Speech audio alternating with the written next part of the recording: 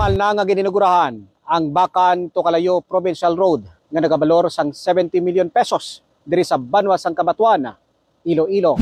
Gininugurahan na ang 8-kilometer provincial road sa barangay Bacan, Calayo, Cabanatuan, Iloilo, Enero 17. Ginpangunahan mismo ni 3rd District Congressman Lawrence Nonoy Defensor ang among aktibidad.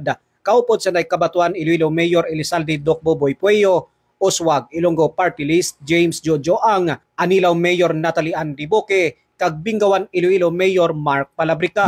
Araman ang presensya sa pila ka mga barangay official halin sa 9 sini nga barangay sang nasambit nga Banwa. Suno kay Congressman Defensor nga ngamo nga proyekto nagabalor sang 70 million pesos sa diin makabenepisyo diri ang 7 ka mga masunod nga barangay. Barangay Tupol Weste, Este kag Sentral, Barangay Calayo, Pamuringaw Proper, Akaw kag Barangay Bacan. Suno pa sa opisyal nga ngini nga proyekto, bulig gini sa idalom sang programa ni Iloilo Province Governor Arthur Toto Defensor Jr.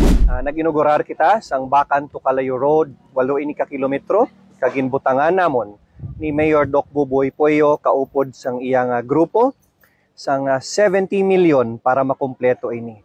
Bulig namon ini sa Provincial Road Program ni Governor Toto Defensor. 7 ka barangay ang agyan sang dalan nga ni kag nagatabok ini sa bilog nga Banwa sang Cabanatuan, makambyo ang pangabuhi ka taga Cabanatuananon. Kag sa padayon namon nga unungay sang amon grupo kaupod si Board Member Mark Palabrica. Nagpasalig man ang mamalida nga kung ano man ang nahatag sini nga proyekto, luyag pagid sini nga dublihon. Nagsangkang ako ang inyo congressman kung ano ang kilanlan ka taga Cabanatuan, tugangan liwat ni Congressman Defensor. Kay una gid kamo sa tanan kong Banwa.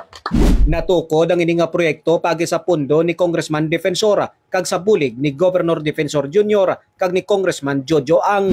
Magluwas ni luyag man tapuso ni Congressman Defensor ang pagpahamtang sang cover gym sa mga nabilin pa nga mga kabarangayan. Dako naman ang importansya sa siningat dalan bagod mangin madasig na ang transportasyon para sa pumuluyo kag mangunguma kung si Mayor Pueyo pa ang pahambalon. Tamaan gid kadako ang importansya sang sining dalan nga gin pakongkreta naton o kon gin pasiminto naton paagi sa pundo sa aton congressman, no, sa Oswag Ilonggo Party List kag sa aton nga provincial government, no, kay kung Nonoy, kay kung Jojo Ang, kag kay Gob Toto kay sang una ang ini nga dalan nga nalakip sa mga provincial roads naton daw tamaan gid ka kalain ni agyan. Kag ang masakupan sini nga mga kabaranggayan nga madamo sing patubas. Pahayag pa ni Mayor Pueyo nga tuman kabudlay sang siningad dalan sadto bangod sa malutak kag mayabok nga sitwasyon. Para naman kay Congressman Ang, mahimo na makabukas sang bintana ang mga pumuluyo kag makahaklo na sila sang preska nga hangin bangod simentado na ang ila karasada. Una, hindi sila kablis ang ilang mga bintana sa ilang mga balay, kitungod mayapok, subong, makatilaw na sa pumuluyo natong diri sa kilis ang dalan.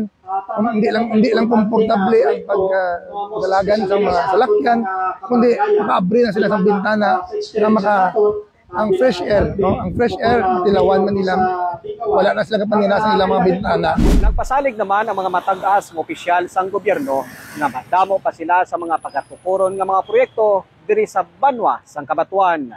Kasama mo sa DYRI, RMN Iloilo, Radyoman, Flo Consumo, Navarrete, Tatak, RMN.